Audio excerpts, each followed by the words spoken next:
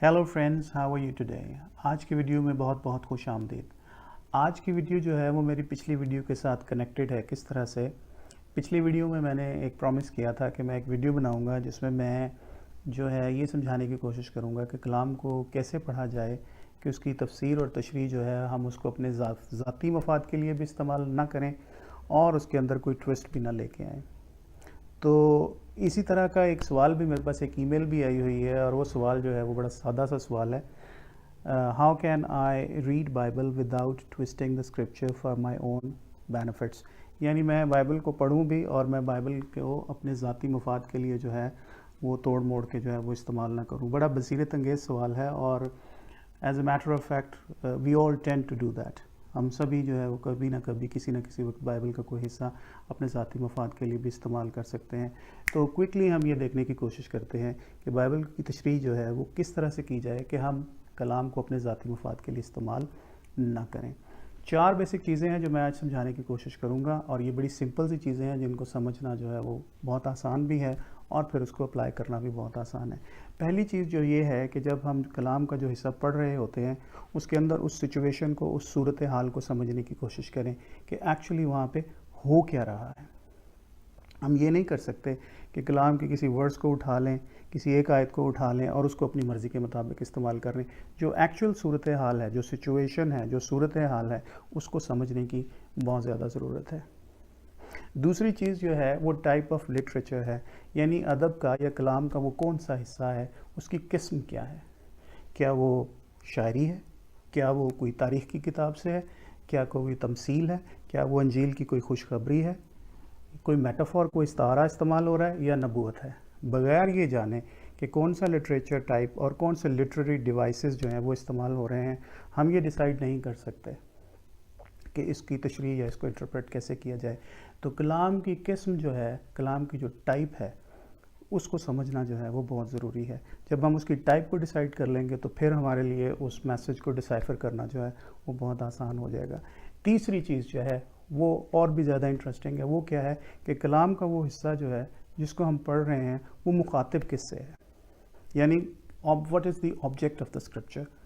क्या कलाम का वो हिस्सा जिसको हम पढ़ रहे हैं वो आज के क्रिश्चियंस के बारे में बात कर रहा है या वो जो है वो बनी इसराइल जो कि मसीह के पहले के ज़माना में रहते थे उनके बारे में बात कर रहा है। मिसाल के तौर पर मैं आपको एक वर्स का रेफरेंस देता हूँ।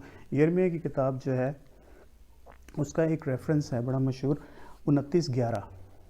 और 29:11 जो है वो आम तौर पर हमारे जो हैं वो पादरी हजरात जो हैं वो बहुत ज़्यादा इस्तेमाल करते हैं और जब ये मैं बात करूँगा तो हो सकता है कि बहुत से लोग मुझसे नाराज़ भी हो जाएं, लेकिन हकीकत यही है कि हम 29:11 जो है वो 29:11 को बहुत ज़्यादा इस्तेमाल करते हैं। 29:11 का अगर ऑब्जेक्ट देखा जाए तो 29:11 जो है वो उन लोगों से बात कर रहा है जो कि नबूकदनज़र के दौर में जलावतन होके, असीर होके जो थे वो बाबल में गए थे। अब 29:11 कहता क्या है? Let me check it out for you. क्योंकि मैं तुम्हारे हक़ में अपने ख़यालात को जानता हूँ, खुदावंद फरमाता है, यानी सलामती के ख़यालात। तुम्हारे हक़ में मैं अपने ख़यालात को जानता हूँ। कौन से ख़यालात? सलामती के ख़यालात।